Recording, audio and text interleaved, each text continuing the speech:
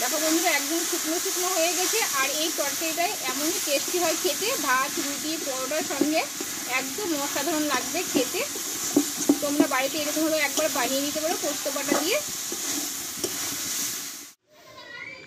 নমস্কার বন্ধুরা, কাকুলি কিচেনে অবশ্যই সবাইকে স্বাগত জানিয়ে তোমাদের কাছে আবার নতুন রেসিপি নিয়ে চলে এসেছি। তা আজকে আমি তোমাদের বানিয়ে রাখা একদম সম্পূর্ণ একটা নিরামিষ পদ, তা বরবটি রেসিপি, কোনো রকম মশলা ছাড়া খুব অল্প সময়ের মধ্যে, আর খেতে কিন্তু খুব দুর্দান্ত হয়। তা কীভাবে বানাচ্ছি তোমরা প্রথম থেকে শেষ অবধি দেখতে থাকো, আশা করি ভালো লাগবে। আর যে সকল বন্ধুরা আমার চ্যানেলে এখন নতুন, তারা চ্যানেলটা আমার সাবস্ক্রাইব করে পাশে থেকো। তাহলে চলো ভিডিওটা স্কিপ না করে কীভাবে বানাচ্ছি তোমরা দেখতে থাকো। দেখো বন্ধুরা, এইখানে আমি 500 গ্রাম মতো বরবটি নিয়েছি। আর এই বরবটিটা কিন্তু আগে আমি পরিষ্কার করে ধুয়ে কেটে নিয়েছি, আর কেটেছি একটু দেখো সাইজ করে, একটু পেলিয়ে পেলিয়ে কেটেছি, দেখতে ভালো লাগে বন্ধুরা, সেই জন্য আমি আমার মতো করে কেটে নিয়েছি। আর কিন্তু খুব কচি বরবটিগুলো দেখলেই তোমরা বুঝতে পারবে। আর এখানে এইটা বানাতে আমি এইখানে 2 পিস ছোটো ছোটো আমি আলু কেটে নিয়েছি, আগে আমি কেটে ধুয়ে পরিষ্কার করে নিয়েছি। আর এই নিরামিষ পদটা বানাতে আমি একটু মশলা তৈরি করব। মশলা বলতে গেলে আমি 2 চামচ মতো এখানে পোস্ত ব্যবহার করব বন্ধুরা। এই চামচে 2 চামচ মতো পোস্ত আমি আগেই বেটে নেব পোস্তটাকে, এটাই হচ্ছে মেন মশলা বন্ধুরা। এই পোস্তটা আমি হাতেই বেটে নেব শিলনোড়াতে, আর তোমরা এটা মিক্সিতেও বাটতে পারো।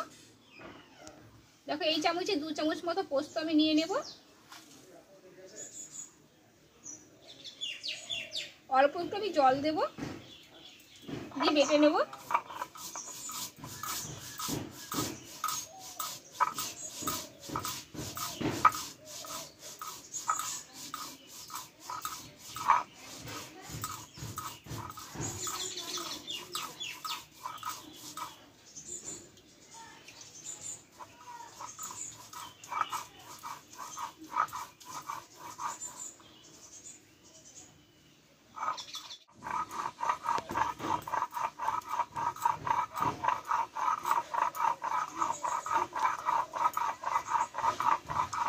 দেখো বন্ধুরা, পোস্তটা কিন্তু একদম মিহি করে আমি বেটে নিয়েছি, এবার তুলে নেব।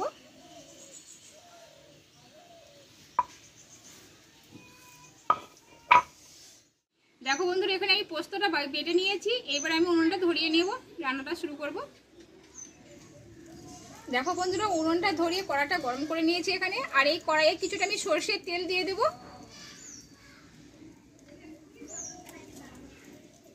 তেলটা একটু গরম করে নেব। আর এই রান্নাটা তোমরা সাদা তেলেও করতে পারো। দেখো তেলটা কিন্তু আমার গরম হয়ে গেছে।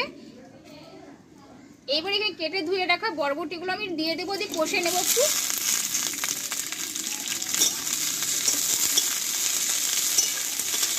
এটা একটু আগে কষে নিতে হবে, যেহেতু এটা একটু কাঁচা গন্ধ থাকে, গন্ধটা কিন্তু চলে যাবে আগে কষে নিলে।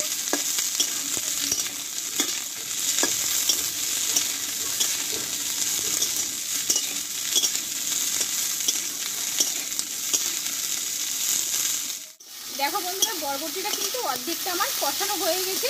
আর এইখানে তোমাদের একটা আমি কথা বলে দিই, এই রান্নাটা কিন্তু এতই টেস্টি হয় খেতে, যারা বরবটি কিন্তু একদমই পছন্দ করেন তারা কিন্তু একদম কেটে কুচে খাবে। আর অবশ্য করে তোমরা কিন্তু একবার আমার মতো করে বাড়িতে বানিয়ে নিও। দেখো বন্ধুরা, এখানে বরবটিটা আমি কষিয়ে নিয়েছি ভালোভাবে, এটা আমি নামিয়ে নেবো এবার।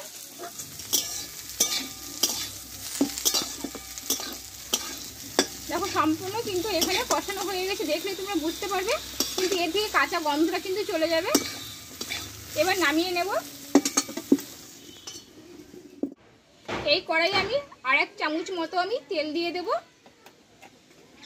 আর দেবো একটা তেজপাতা টুকরো করে নিয়েছি 2 টুকরো।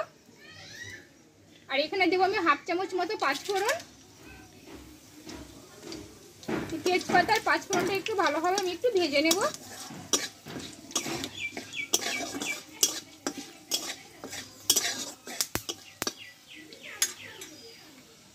আর এখানে দেবো 2টো কাঁচা লঙ্কা চেরা।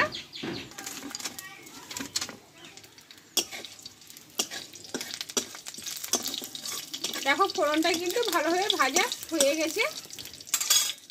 এবার কেটে ধুয়ে রাখা আলুগুলোকে আমি দিয়ে দেবো, দিয়ে আলুটা একটু ভালোভাবে কষিয়ে নেব।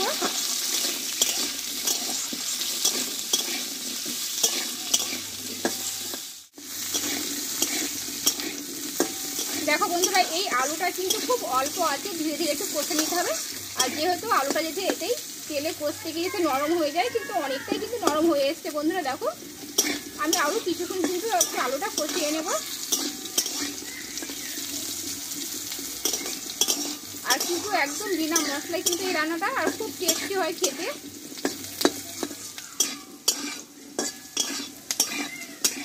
দেখো বন্ধুরা, আলুটা কিন্তু কষানো আমার হয়ে গেছে, সম্পূর্ণ কিন্তু ভালোভাবে কষিয়ে নিয়েছি। আলুটা কিন্তু দেখো বন্ধুরা একদম নরম হয়ে গেছে, তোমরা দেখলে বুঝতে পারবে, ভেঙে যাচ্ছে। এবার এখানে আমি একটা বড় সাইজের কেটে রাখা টমেটো আমি দিয়ে দেবো, আর দেবো স্বাদ মতো লবণ, আর দেবো হলুদ গুঁড়ো দিয়ে একটু এবার টমেটোটা একটু আলুর সঙ্গে ভালোভাবে কষিয়ে নেব। লবণটা দিলাম যেহেতু টমেটোটা কিন্তু খুব তাড়াতাড়ি কিন্তু কষানো হয়ে যাবে, গলে যাবে টমেটোটা।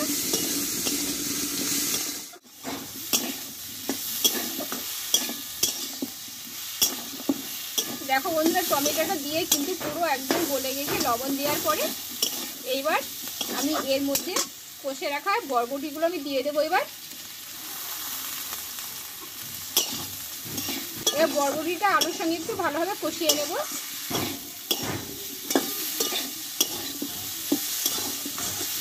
যেহেতু দুটোই আমি সমান ভাগে আমি কষিয়ে নিয়েছি, খুব অল্প সময় একটু নাড়াচাড়া করে নেব। দেখো কিছুক্ষণ আমি আলুর সঙ্গে বরবটিটা কষিয়ে নিয়েছি। আর এইখানে আমি দুটো লঙ্কা, কাঁচা লঙ্কা ব্যবহার করেছিলাম ঝালের জন্য। আমি আরও 3টে এখানে কাঁচা লঙ্কা চেরা দিয়ে দেবো। তোমরা ঝালটা বুঝে তোমরা ব্যবহার করতে পারো। এখানে দেবো 1/2 চামচ মতো চিনি মিষ্টির জন্য, আর দেবো এখানে 2 চামচ পোস্ত বেটে রেখেছিলাম আমি দিয়ে দেবো।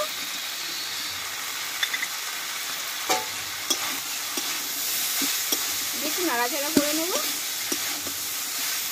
দেখো বন্ধুরা, পোস্ত বাটা দিয়ে কিন্তু আমি বেশিক্ষণ কষে নেব না, আমি এটা কাঁচা কাঁচা রান্না করব।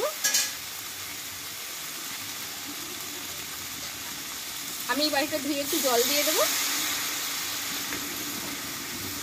এইবার আমি জলটা পরিমাণ মতো দিয়ে দেবো।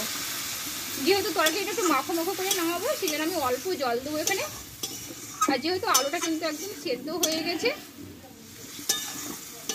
কিছুক্ষণ আমি রান্নাটা করে নেব। এবার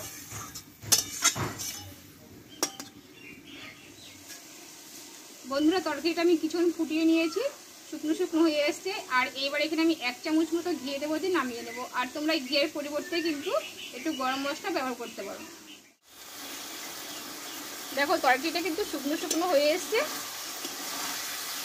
আমি একটু দেখবো আলুটা একটু সেদ্ধ হয়েছে নাকি। আর যেহেতু দেখো সেদ্ধ একদম হয়ে গেছে, আর আলুটা কিন্তু কষতে গিয়ে সেদ্ধ হয়ে গেছিলো। এখানে ঘিটা আমি দিয়ে দেবো। আর এই তরকারিটা কিন্তু মিষ্টি মিষ্টি করেই আমি নামাবো। যেহেতু পোস্ত বাটা দিয়ে আমি রান্নাটা করলাম, কোনো রকম মশলা ছাড়াই, শুধু কাঁচা লঙ্কা কেটে দিয়ে। তোমরা এখানে ঝালটা বুঝে কিন্তু ব্যবহার করতে পারো। আমি মোট এখানে 5টা কাঁচা লঙ্কা ব্যবহার করেছি। দেখো ঘিটা দিয়ে আমি খুব অল্প সময় মতো একটু ঢাকা চাপা দিয়ে রেখে দেবো। দেখো বন্ধুরা, ঢাকনাটা আমি তুলে নেব। দেখো বন্ধুরা, একদম শুকনো শুকনো হয়ে গেছে। আর এই তরকারিটাই এমনই টেস্টি হয় খেতে, ভাত, রুটি, পরোটার সঙ্গে একদম অসাধারণ লাগবে খেতে। তোমরা বাড়িতে এরকমভাবে একবার বানিয়ে নিতে পারো পোস্ত বাটা দিয়ে।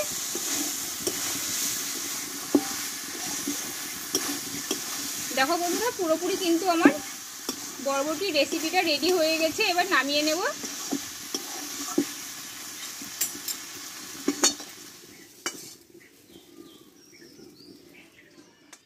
বন্ধুরা, তাহলে সম্পূর্ণ নিরামিষ বরবটির রেসিপিটা হয়ে গেল।